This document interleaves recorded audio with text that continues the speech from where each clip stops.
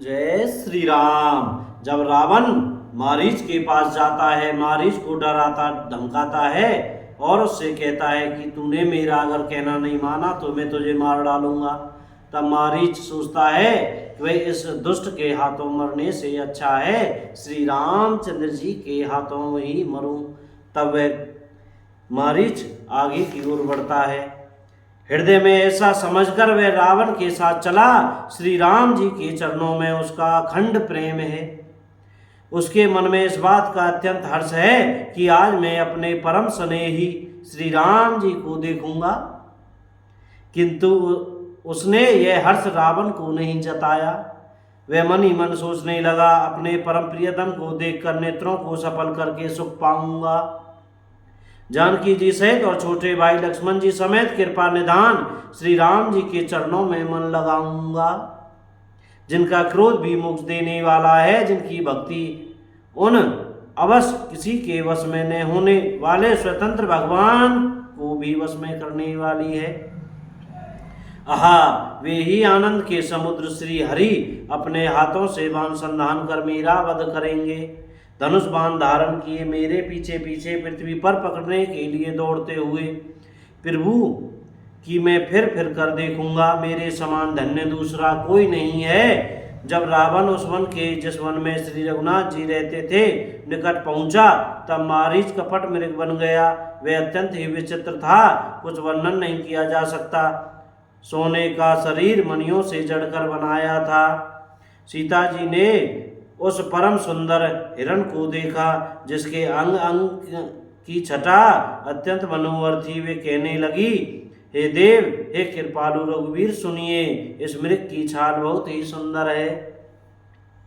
सत्यसंध प्रभुपति करिए ही आनव चरम कहति देही। तब रघुपति जानत सब कारण उठे हर्ष सुर काज संवारण। जानकी जी ने कहा, हे सत्य प्रतिज्ञ सुप्रभु, इसको मारकर इसका चमड़ा ला दीजिए। इस रघुनाथ जी मारीच के कपट मृग बनने का सब कारण जानते हुए भी देवताओं का कार्य बनाने के लिए हर्षित होकर उठे। हिरण को देखकर श्री रामचंद्र जी ने कमर में फेंटा बांधा और हाथ में धनुष लेकर उस पर सुंदर दिव्य बाण चढ़ाया। फिर प्रभु ने लक्ष्मण जी को समझाकर कहा, हे भाई, वन में बहुत से राक्षस फिरते हैं। तुम बुद्धि और विवेक के द्वारा बल और समय का विचार करके सीता जी की रखवाली करना। प्रभु को देखकर मृग भाग चला। श्री रामचंद्र जी भी धनुष चढ़ाकर उसके पीछे दौड़े। वेद जिनके विषय में नीति नीति कहकर रह जाते हैं और शिव जी भी जिन्हें ध्यान में नहीं पाते, अर्थात जो मन और वाणी से नितांत परे हैं, वे ही श्री राम जी माया से बने हुए मृग के पीछे दौड़ रहे हैं। वह कभी निकट आ जाता है और फिर दूर भाग जाता है, कभी तो प्रकट हो जाता है और कभी छिप जाता है। इस प्रकार प्रकट होता छिपाता हुआ और बहुतेरे छल करता हुआ वह प्रभु को दूर ले गया।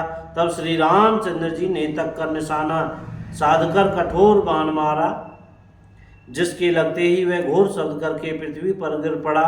पहले लक्ष्मण जी का नाम लेकर उसने पीछे मन में श्री राम जी का सिमरन किया।